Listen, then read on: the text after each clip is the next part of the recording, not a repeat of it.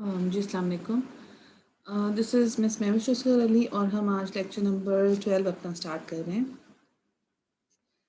Basically previous chapter में that was chapter number 11, उसके अंदर हमने देखने की कोशिश की थी कि हम एजुकेशन को पढ़ चुके थे, एजुकेशन की टाइप्स देख चुके थे, एजुकेशन इवॉल्व कहाँ से हुई, क्यों ज़रूरी थी, ये सारी चीज़ें हम बेसिक अपने अब तक के लेक्चर्स में कवर कर चुके थे। अब हम लास्ट लेक्चर में हमने ये देखना स्टार्ट किया था कि जो करिकुलम होता है किसी भी एजुकेशन सिस्टम में, वो डेवलप कैसे होता है, और फिर हमने उसमें ये देखा था कि उसमें आपके कल्चर और सोसाइटी का क्या पार्ट होता है। आई मीन सोसाइटी हम आज कवर करेंगे, हमने कल्चर को देखा था।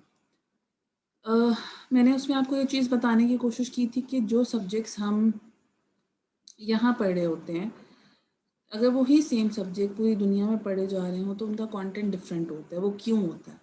क्योंकि वो उनके कल्चर और उनकी जो आसपास की एनवायरमेंटल फैक्टर्स होते हैं उसके अकॉर्डिंग होता है। फॉर एग्जांपल, जो हम इंट्रोडक्शन ऑफ पॉलिटिकल साइंस में बुक पढ़ रहे हैं, वो पाकिस्तान में पढ़ाई जा रही है, वो ऑस्ट्रेलिया, कनाडा, अमेरिका में नहीं होगी अगर वहाँ पॉलिटिकल साइंस का सब्जेक्ट पढ़ाया जा रहा है। ठीक है। फिर उसमें जो कंटेंट होगा, हम पढ़ रहे हैं इस्लाम के पॉइंट ऑफ व्यू से, हमने देखा बाकी चीज़ें। डू यू थिंक कि उनके कंटेंट में ये चीज़ें इस तरह से होंगी? Definitely not. ठीक है। फॉर इंस्टेंस हमारे करिकुलम में उर्दू, इस्लामियात जैसे सब्जेक्ट्स लाजमी होते हैं। आप किसी भी लेवल पे चले जाओ, like matric, like even matric क्या, 1-2 मैट्रिक से लेके आप BS MS जिस भी लेवल पे चले जाओ, इवन PhD में चले जाओ, तो आपको ये कोर्सेज इंट्रोडक्टरी पढ़ाए जाते हैं। ठीक है। क्यों? क्योंकि वो इम्पोर्टेंट हैं आपके कल्चर को, के आपके वैल्यू सिस्टम के अकॉर्डिंग।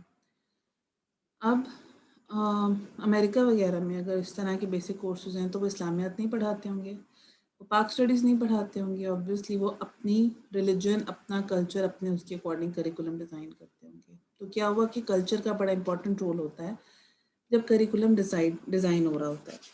ये तो बेसिक हो गया। फिर हमने उसमें देखा था कि कल्चर बेसिकली क्या होता है, सोसाइटी और कल्चर क्या होता है, कैसे बनते हैं, उनकी क्या इंपॉर्टेंस होती है, और उसके हमने कुछ कंपोनेंट्स देखने की कोशिश की थी।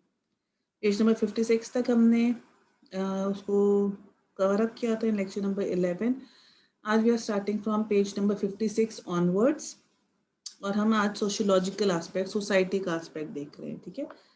अब उन्होंने बताया कि सोसाइटी जो है उसका और कल्चर दोनों का एक बड़ा इनॉर्मस इम्पैक्ट होता है आपके स्कूल करिकुलम के ऊपर। Not just school curriculum, I think curriculum in general. ठीक है। बल्कि उन्होंने लिखा हुआ है कि इंडीड इन एनी करिकुलम, कि कोई भी करिकुलम क्या होता है, syllabus, just two simple words के अंदर। ठीक है। कि आपका BS साइकोलॉजी का वो जो आपको एक पूरा फॉर्मेट दे दिया जाता है ना कि किस सेमेस्टर में कौन कौन से सब्जेक्ट्स आप पढ़ोगे, किस सीक्वेंस में, that is basically curriculum, plan of study जिसको आप कह सकते हैं। अच्छा जी।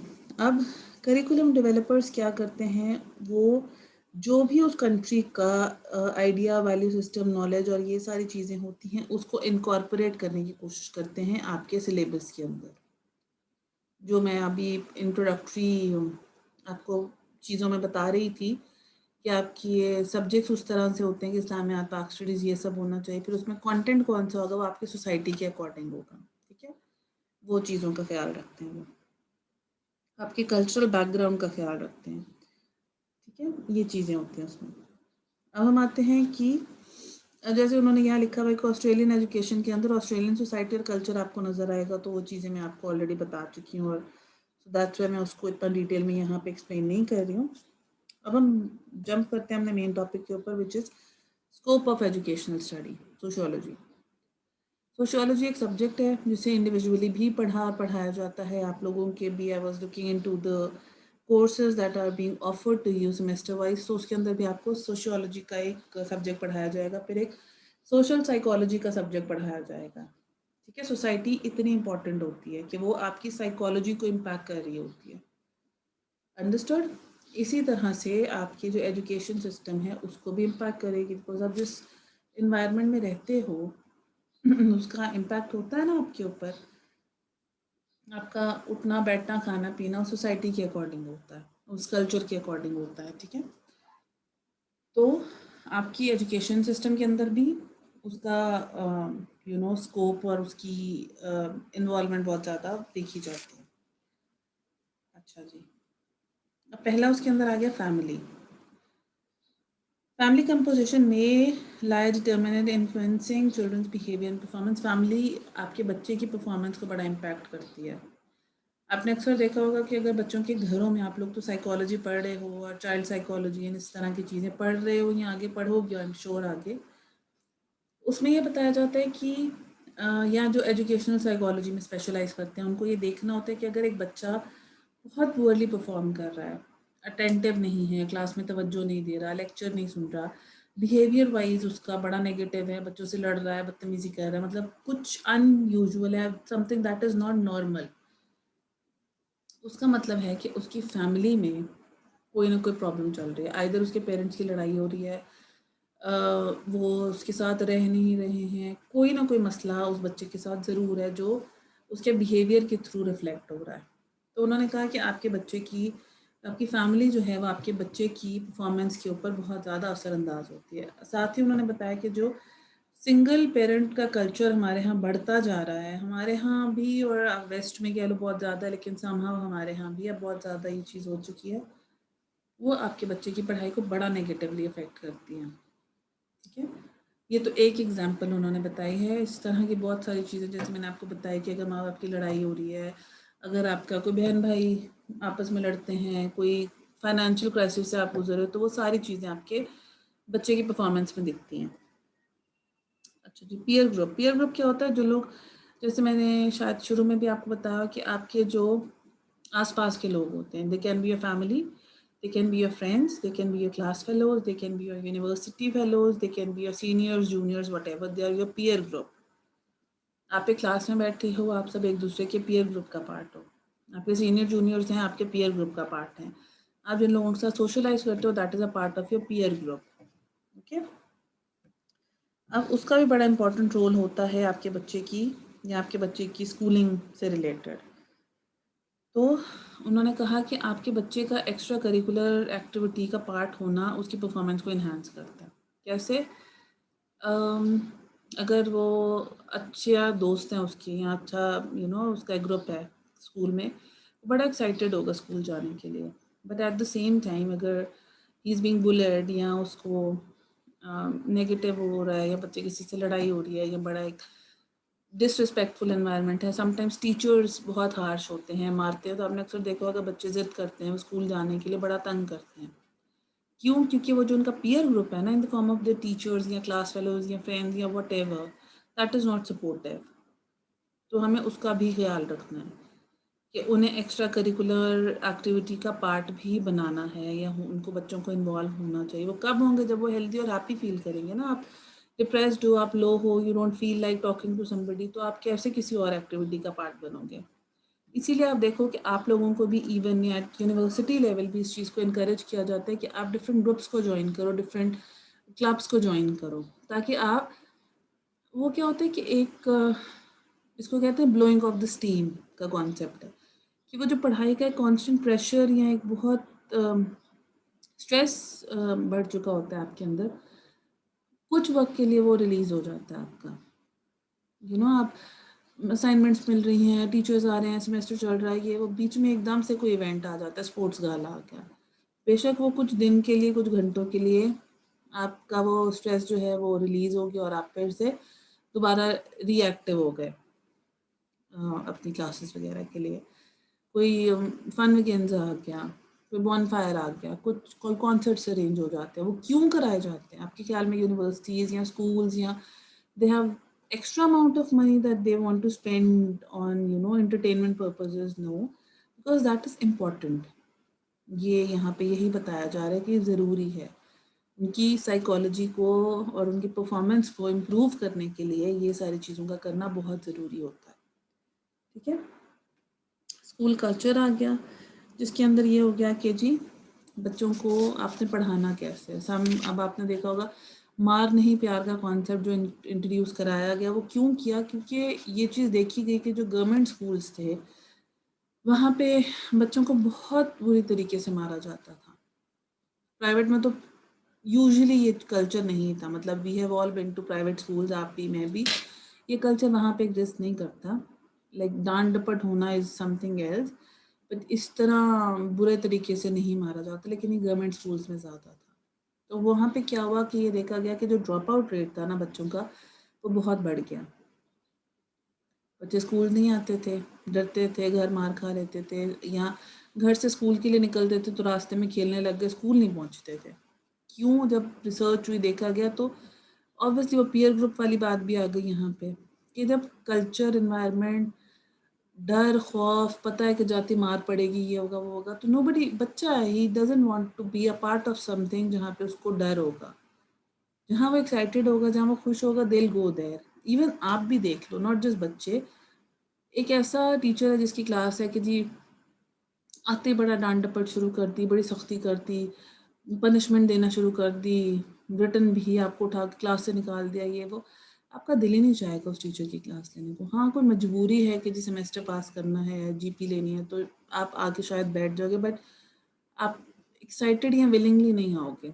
ऑन दी अदर हैंड एक ऐसा टीचर है जो बड़ा फ्रेंडली है, जो आपको अच्छे से लेके चल रहा है, जो आपको यू नो पढ़ाने के साथ साथ आपको कोई अच्छी बात सिखा रहा है, एक अच्छे एनवायरनमेंट में फ्रेंडली है, कोई गलती हो गई है तो भी डांट दिया तो अगले मोमेंट उसने उस चीज़ को बैलेंस आउट करने की कोशिश की, तो अब एक्साइटेड होगा, आपका दिल चाहेगा उस टीचर की क्लास लेने को। ठीक है, आउट ऑफ मजबूरी आप नहीं जाओगे। सो ये वो स्कूल कल्चर वाली बात यहाँ पे आ गई। टेलीविज़न एंड डिजिटल मीडिया, कि आपका जो डिजिटल मीडिया है वो आपके बच्चों की साइकोलॉजी को बड़ा अफेक्ट कर रहा है। We all know that. आपने देखा होगा बच्चे अब ज़्यादा अग्रेसिव हो रहे हैं, ज़्यादा बदतमीज़ हो रहे हैं, ज़्यादा आउटस्पोकन हो रहे हैं। आप हम we were not like that in our childhood, लेकिन आजकल के बच्चे आपने देखा होगा वो बड़े out. Why? Because somehow the media is influencing them.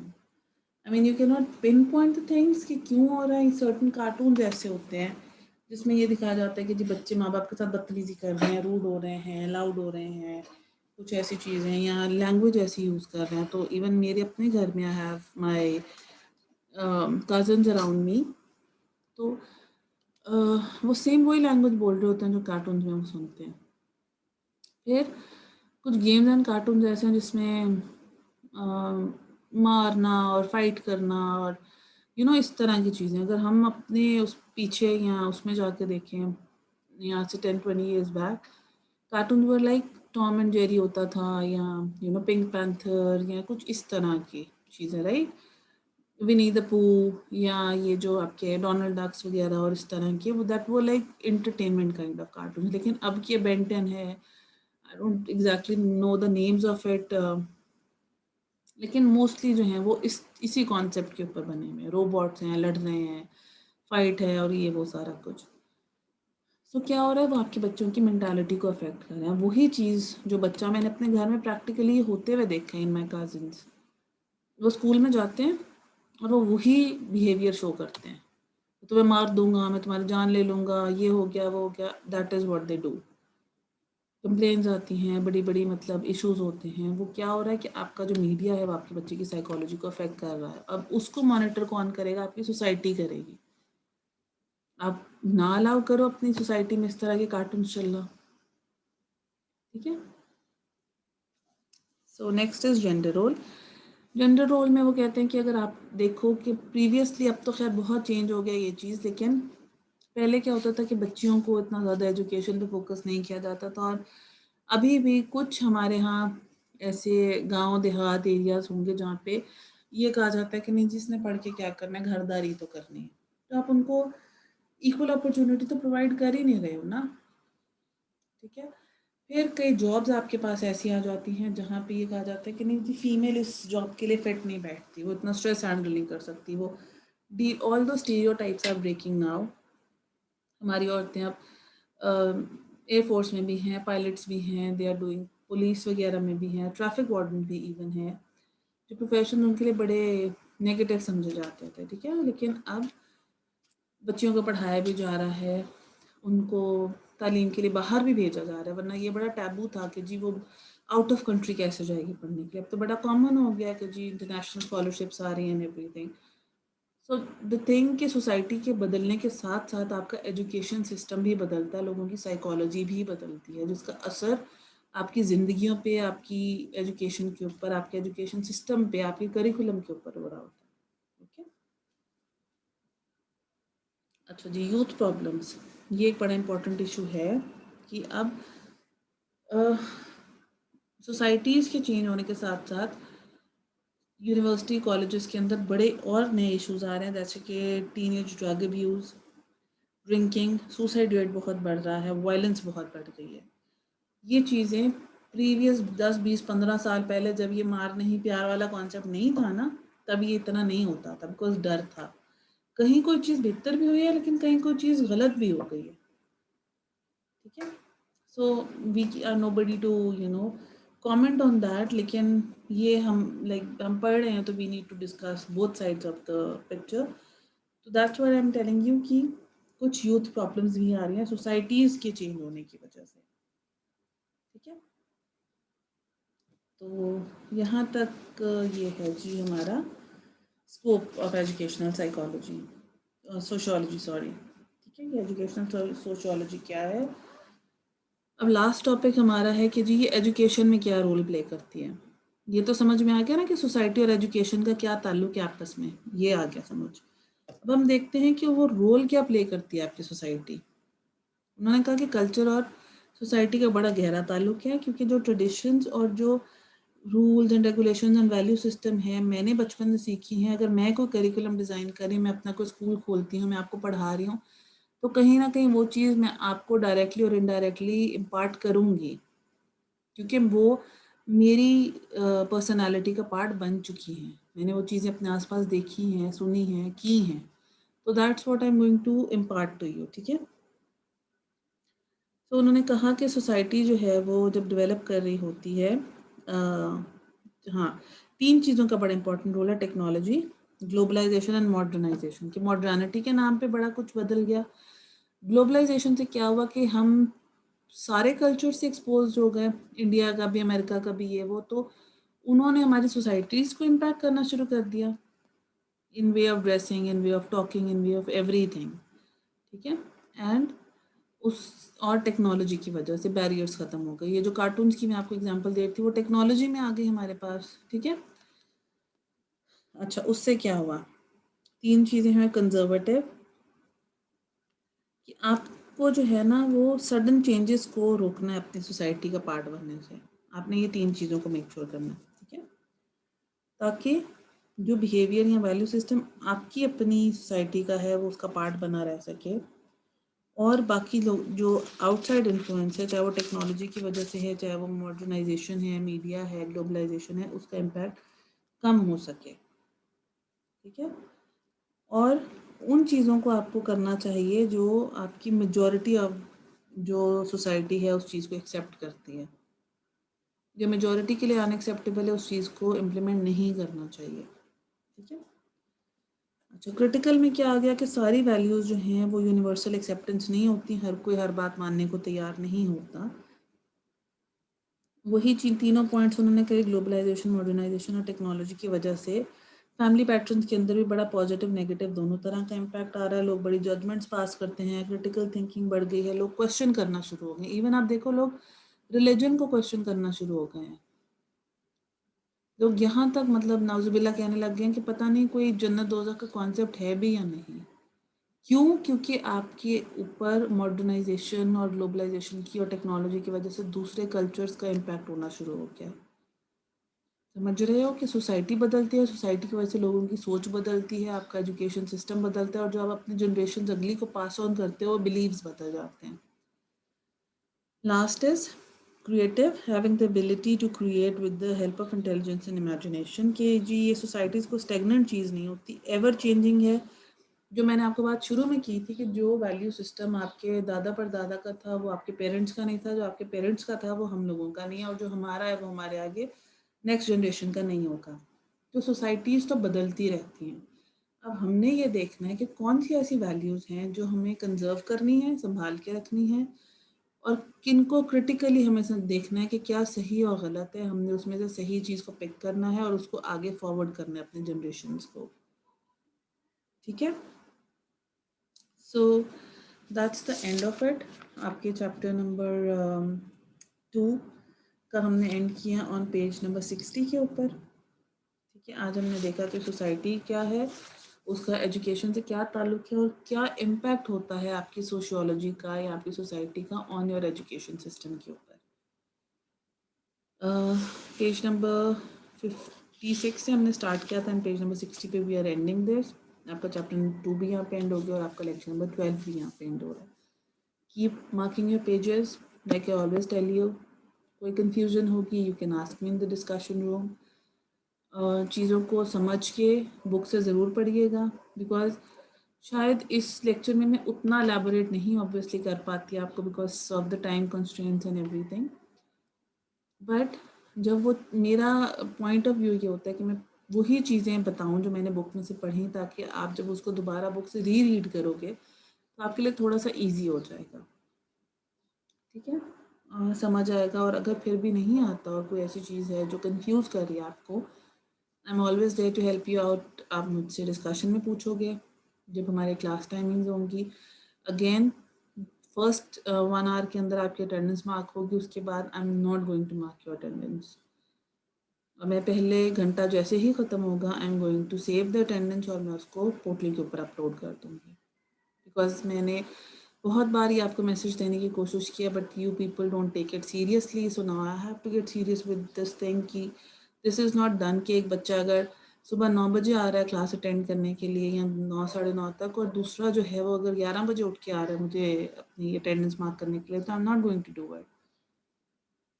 Okay, so that is it. अगर कोई क्वेरी होगी तो I am always there to help you out. बाकी I will see you next time with the next chapter that we'll be starting. Okay, so take care and I'll see you in next class.